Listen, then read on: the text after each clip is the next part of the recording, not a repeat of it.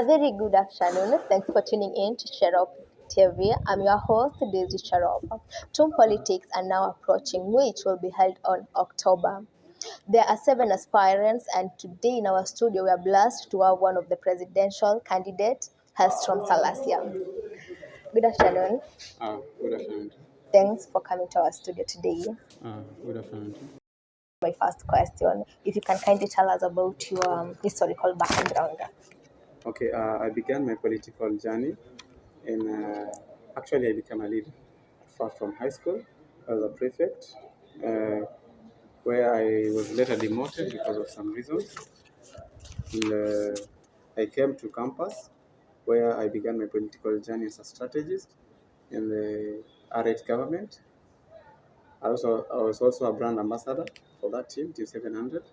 And then later on moved to my second year in TUM Politics. I vied for the sports entertainment position, where we lost with the Comrades Alliance. And I'm now here again, chasing that dream of becoming a leader in this school. And I'm vying for president. Maybe back to that question, I would like to tell us about your home background, where you are raised. Okay. I was born and raised in Kakamega, specifically Mumias. And I come from a political background from the Nabongo clan, the Wanga mainly. Yeah. If you can tell us how the love of politics came in your life. Uh, I believe politics is a calling as well as leadership. Yeah. And my dedication towards service is what brought me to politics, as politics is interlinked with the leadership. So, like in your family, there's no person who is a politician, it's just you. You developed that love for politics. Okay. My naming was named after a serious politician who was affiliated to my mom's side, but he later passed on. Could you tell us the first time you displayed your leadership skills?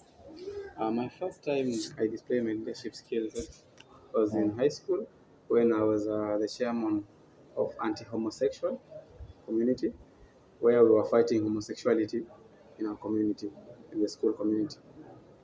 If you can tell us about the character trait of a leader. I believe loyalty and trust are the things that drives a leader, and that's what drives me till now. Okay, the loyalty and trust. What about one trait that you have and you believe that all leaders should have that trait? I believe that everyone should be pushed by service. When you believe in service for the people, then definitely you will deliver. How do you handle pressure? Like currently now you are seven people aspiring for the TUM president seat, and each president has his or her own team. How do you handle that pressure coming from the opposition part? I just do my things well. I plan myself. I wake up knowing that I have a specific task I'm supposed to chase in a day. And at the end of the day, I call myself to a meeting just to ask myself, what have I done? You have a team, right? Yeah. How do you motivate your team? Uh, Like to keep pushing with this pressure from those opposing parties? How do you keep them so that they can continue pushing? I have a very great team, and my team works with a purpose. I give them a purpose and team ownership. Because when you give your people ownership and you believe in them, then definitely they will deliver. Considering that most people think that when you have people, you're supposed to control them. But in my team, it's an open ground and everyone has a fair right to comment or contribute something. Maybe I'll go back to your historical background. You told us that you became a Form 1 prefect. Then here in TUM, you became a strategist, again, the member of the Team Sululu. And you have worked with the former TUMSA team. How do you solve an argument, or how do you solve a problem and you make sure that it becomes successful? Yeah, I believe there are four main ways of solving a problem. There is mediation, and I believe in mediation. Then there's diplomacy, where you listen to both parties and you come up with a solution. And then there is the where strike and boycotts also come in, because sometimes you need to push yourself hard if you believe in something. Okay, what about the critique? How do you respond to them? I believe that if something is good, then everyone cannot buy it, because there are several critiques that come on your way, and you must push yourself so that you fight them. Now let me get you back to the former you became, where you lost the last two elections, where you lost, where you were supposed to become the secretary. And despite losing, you didn't give up in the TUM politics. I believe it's a calling. And what is it that keeps you going so as to achieve the goal of becoming a TUM leader? Uh, I believe in suffrage. I look at my comrades, I look at the people. For example, there's a case that has been ongoing. Have been sleeping hungry. Most students have been sleeping in the pool tables down there, others even in classrooms because they do not afford to pay for their hostels and even to pay for their own food. So I believe my main goal here, if you look at my manifestos, uh, my main goal there is a Jinga Comrade Initiative, where we go to students empowerment. Sorry. And I believe that if we empower each other, then we will be empowering the society at large. You have mentioned about your manifestos, and I believe it's not just that one you have mentioned. If you can share with us, what are your manifestos? Number one, I've got Masomo Kwanza. I believe what brought us in this school is the education, and we have to pursue it at our best level. The second thing is the Jinga Comrade Initiative, Yeah, you have mentioned where that. yeah, where we have the study as you work policy, where the school grants you 2 hours a day to you work for it. For example, as a librarian, as a cleaner, so that they pay for you your own fees. Most people in the government do not know that those are the beneficial things we have in school here. But considering that I'm a guy that has been pushed by the student suffrage, I'll consider that those are the things I'll be considering when I get there. And then, Kenyan, and then okay, finish. to add on it, there is a students management relationship. You know, I as a student leader, or me as a student leader, I'm supposed to chase so that the management and the comrades can speak one language, because we are the clients, the students and the management is the service provider. And the clients are always right. And whenever the client is right or wrong, they are supposed to communicate with the service provider. Okay, I believe in politics, everything relates. Like you can say about the village politics, the elections, the Kenyan politics, and even the campus elections. And in history, in our Kenyan history, we find that citizens tended to complain after every election about the members they have, the leaders they have elected, because when they enter into office, they don't do what they have promised. What about you? What are you going to make it different that the students who won't complain, or even the students who won't regret for choosing you if you become the president? I believe that one thing people always forget is where they come from. I come from a very humble background, and considering that I've experienced these challenges, I can tell you my story. I first came here as a first year. Uh, I used to have at least one meal a day, and that was only 50 shillings, where I used to take beans and soup. I can acknowledge Mambuzi being. I used to go to that place. I used to take at least one meal in a day when I was a first year. But through my hard work and through my pushing, right now I can speak freely that I can be able to purchase 3 meals a day. So I know where I came from, and I know what students are suffering from, and I believe I will be able to solve them when I get there. You have a vision and a mission, and how do those your visions and missions align to the institution? Uh, our institution mainly is based on education, and I believe one thing that brought all of us here and makes every comrade to be in this university is education. And my first agenda talks about education, because I believe if we don't have quality education in our school, then we cannot fit in the society outside there. And considering that my manifesto also carries CSR, which means corporate social relations, I'll be able to correlate our institution with the outside world, where we'll be linking our students outside there for internship and attachments. You have been in different positions, as you had said earlier, and I know. Okay, let me ask you, how is it so that how do you measure the performance of your work, and again, how do you manage the performance of the people you are working for? Okay. In this school, I managed to hold a faculty rep position, the faculty rep School of Humanities. I represented that school, and I managed to change some things.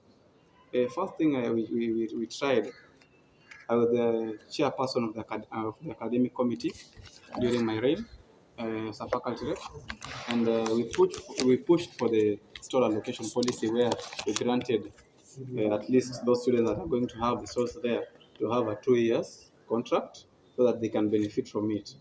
And another thing that I pushed for is the water.